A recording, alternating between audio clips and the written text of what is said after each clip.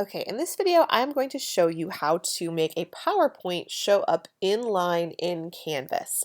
The first thing I will tell you is that if you have a big PowerPoint file that you want to show inline, you're probably going to be better off converting it into a PDF format.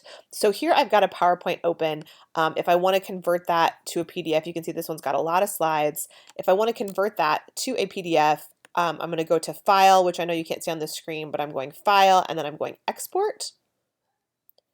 And then the default option that comes up for me is to export it as a PDF. But basically, assuming it is a PowerPoint that doesn't have any like narration or multimedia, if you can convert it to a PDF, that's just going to make it open more quickly for your students. So let me cancel out of this and go back into Canvas.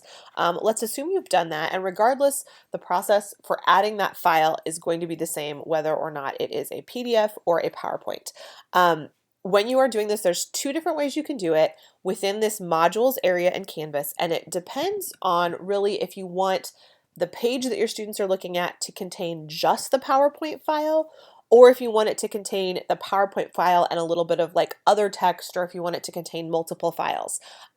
Let's start with the way of showing you how to do it, where if you want the PowerPoint file to display inline and be the only thing on the page.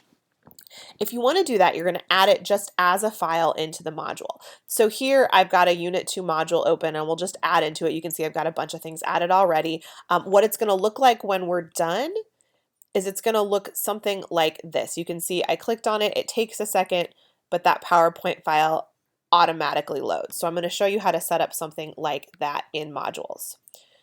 So here in modules, I'm going to click the plus button, and you want to do the add a file option.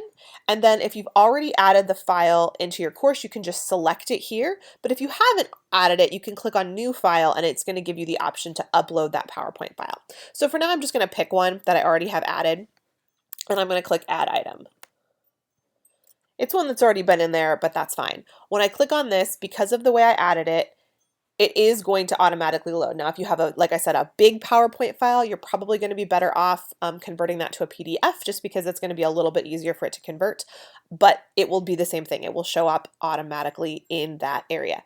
If you happen to have a narrated PowerPoint, I can go into more detail on this on a separate video, but if you have multimedia, you're going to be best off converting that PowerPoint to a movie file, like an MP4, and then uploading it in the exact same way. So if you upload it as a file, for most files, it's going to go ahead and display inline.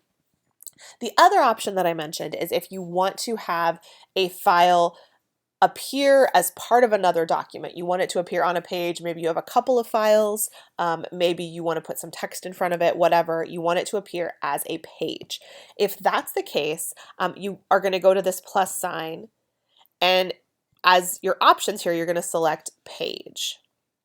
And again, you can pick a page that you already have created, but more than likely it's going to be a new page. I'm going to call this PowerPoint Test 2. Of course, you'd call it whatever you want. And I'm going to add the item. And then I'm going to go in and edit that item. So I clicked on it, I click edit. And then this is a normal page. If you're familiar with pages, you've seen this before. If not, you can treat it just kind of like a Word document, but with the big exception that you have this lovely library here on the right-hand side of things that you can add. So if I click on Files, this is going to bring up all the files I've uploaded. I could choose to upload a new one as well. But let's say this is text about what I'm going to upload, and then here is the file. So if I click on this PowerPoint file, instantly it shows it there. But if I hit save and publish, this is where a lot of people get hung up because it doesn't do the auto preview. I can click on this little button and it will do the file preview then, but that's kind of unintuitive for students. So we want to be able to make this so that students automatically see what's inside the file. So I'm going to go back and edit this page, and then I'm going to highlight this link that showed up, and I'm going to click on link to URL, which seems a little unintuitive, but this is where you get options for what you can do with this file. And the two that you have to choose from are disable inline previews for this link, which you might check if you know you want them to download it, or auto open the inline preview for this link, which is what we want if we want it to auto play. So then I'm going to click update link, and I'm going to go down and hit save. And then when my students look at it, it automatically is going to bring up a window where they can view that PowerPoint or that PDF or whatever file that I've looked at, and they have the option to minimize the file preview and hide it back to what we saw before. If you're doing this, then you could have text before it. You could have text after it. You could include other files here on the same page. It's really up to you how you want to do that, but that is how you can make a PowerPoint appear in line.